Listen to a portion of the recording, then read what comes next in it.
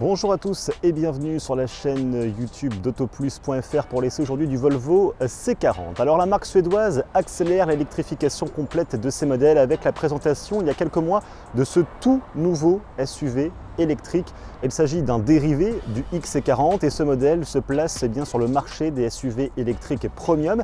Il aura donc en face de lui l'Audi Q4 e-tron, la Mercedes EQA ou encore la Tesla Model Y. Alors pour essayer cette voiture, nous avons décidé aujourd'hui de la mettre en conditions réelles d'utilisation. Nous allons donc parcourir un trajet entre Paris, où nous nous trouvons, et La Rochelle, une distance d'environ 470 km pour une autonomie annoncée aux normes WLTP de 440 km. On va donc voir ce que donne cette Volvo sur la route. Mais avant cela, je vous invite comme d'habitude à nous suivre sur nos réseaux sociaux, à vous abonner à notre chaîne YouTube et puis à laisser un petit pouce bleu à la fin de cette vidéo si elle vous a plu. On va vous présenter très rapidement le design extérieur de cette voiture. Volvo a installé une calandre inédite, fermée, propre au modèle électrique. On remarque également la présence de nouveaux feux à LED. Et puis sur la face arrière, on note cette ligne de toit très plongeante, très coupée, qui va donner beaucoup de dynamisme à cette voiture. Et on remarque de manière générale que cette face arrière a beaucoup plus de caractère que la XC40. Un dernier mot également à propos des jantes de 19 ou 20 pouces avec un profil très aérodynamique qui permettra notamment d'améliorer un petit peu la recharge de la batterie lorsque l'on roule.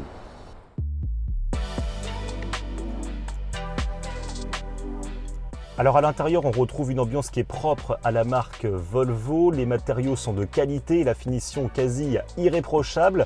On note l'absence totale de cuir à bord de cette voiture puisque Volvo veut passer désormais à un modèle éco-responsable. On retrouve donc des matériaux différents. On retrouve comme à bord de chaque Volvo un écran central vertical de 12,3 pouces pour ce modèle, mais ce n'est pas l'écran le plus moderne du marché. La résolution n'est pas forcément très bonne, mais on peut quand même dire que cet écran est assez réactif et complet en termes de système d'infodivertissement. Et puis derrière le volant, vous aurez un écran numérique de 9 pouces qui lui vous permettra d'afficher les données de navigation ainsi que les données sur la recharge de la batterie. Pour ce qui est de l'assise, on est plutôt bien installé à bord de cette Volvo pour ce qui est des places à l'avant. La visibilité est plutôt bonne. En revanche, pour ce qui est de la visibilité arrière, elle est extrêmement réduite du fait de cette ligne plongeante du toit.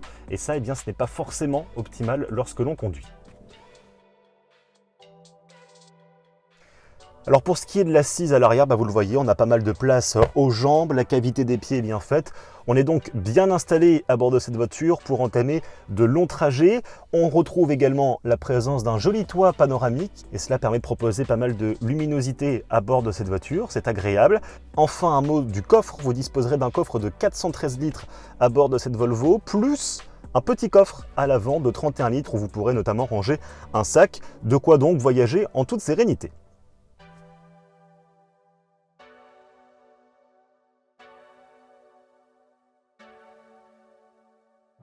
Alors pour effectuer ce trajet aujourd'hui entre Paris et La Rochelle, nous disposons de la Volvo C40 Twin Charge dotée de la version 4 roues motrices, d'une batterie de 78 kWh, d'une puissance de 408 chevaux et 660 Nm de couple. Ça commence à faire. Alors théoriquement, nous devrions avoir 440 km d'autonomie, ce qui nous permettrait d'arriver à La Rochelle avec une seule étape de recharge durant notre trajet. C'est ce que nous allons voir, puisque notre destination se trouve à environ 470 km. Pour vous donner très rapidement les conditions de circulation du jour, nous roulerons avec une température extérieure d'environ 30 degrés et nous respecterons bien évidemment les limitations de vitesse sur autoroute avec des portions à 110 ou 130 km/h. La première chose que l'on constate lorsque l'on prend le volant de cette Volvo C40, c'est la motricité qu'offre cette voiture. Les accélérations sont impressionnantes, vous êtes collé au siège, on sent très bien les 660 Nm de couple et je peux vous garantir que pour tout ce qui est insertion sur autoroute ou sortie de péage, vous n'aurez aucune difficulté.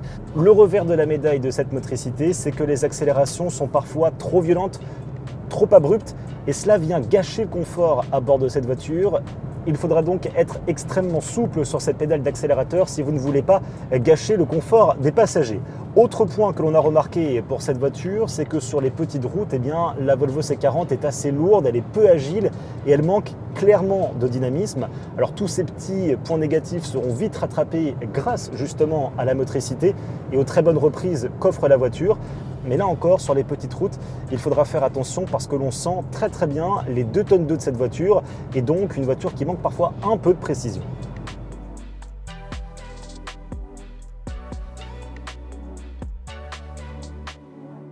Alors autant je vous disais tout à l'heure que cette voiture peut paraître un petit peu lourde sur les petites routes, autant sur autoroute, ce Volvo C40 est comme un poisson dans l'eau. Avec ses bonnes reprises, la très bonne insonorisation de la voiture et les nombreuses aides à la conduite, eh bien vous pouvez vraiment entamer les trajets avec sérénité.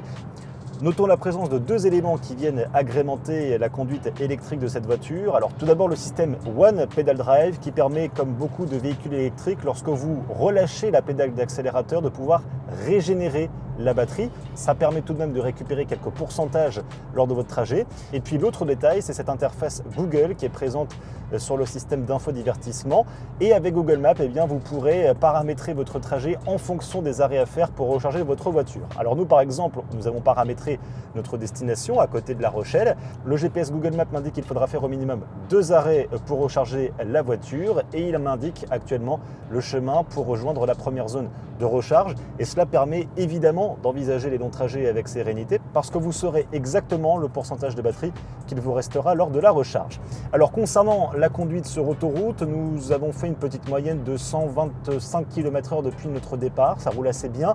Et on peut dire quand même que l'autonomie diminue assez rapidement. Il ne faudra certainement pas passer les 130 km/h si vous souhaitez faire un long trajet avec cette voiture. Notre prochain arrêt est situé à environ 110 km de là où nous nous trouvons. Et nous avons fait pour l'instant 130 km depuis Paris.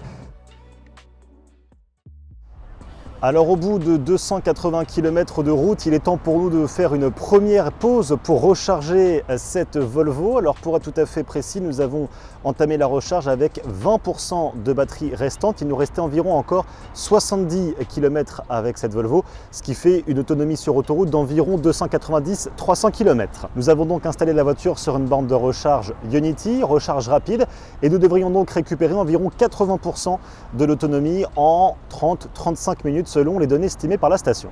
Ce qu'il faut également savoir sur la recharge de la Volvo C40, c'est que sur une type wallbox classique à domicile, cette recharge vous prendra au minimum 8 heures et sur une borne rapide comme ici avec cette borne Ionity, cela durera au maximum 40 minutes.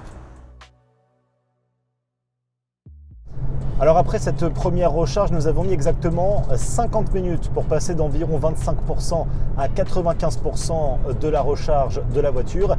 Et selon les données de navigation, eh bien, nous avons suffisamment de batterie désormais pour rallier La Rochelle. Il aura donc fallu une seule étape d'environ 50 minutes pour recharger cette voiture, pour regagner La Rochelle. Et selon les estimations du GPS, eh bien, nous arriverons à La Rochelle avec environ 15% de batterie.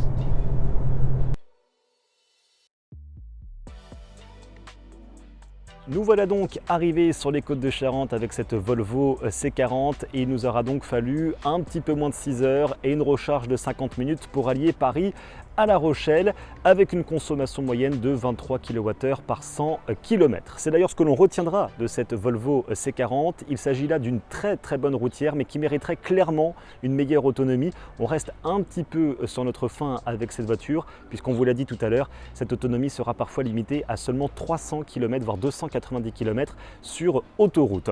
On a particulièrement apprécié les accélérations que propose cette voiture, même si parfois elles viennent un petit peu gâcher le confort à bord. Et bien équipée technologiquement et très confortable, cette Volvo C40 a toutes les armes pour aller concurrencer ses rivales allemandes et la Tesla Model Y.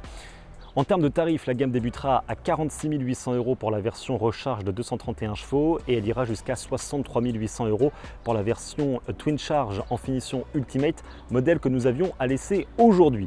La C40 est donc un modèle qui entrevoit de belles perspectives pour les futurs modèles électriques de la marque Volvo et on a donc hâte de voir ce que nous réserve la marque suédoise dans le futur avec ses voitures électriques. Quant à nous, on se retrouve très prochainement sur notre chaîne YouTube pour de nouveaux essais et bien sûr sur notre site internet autoplus.fr pour suivre toute l'actualité automobile. À bientôt.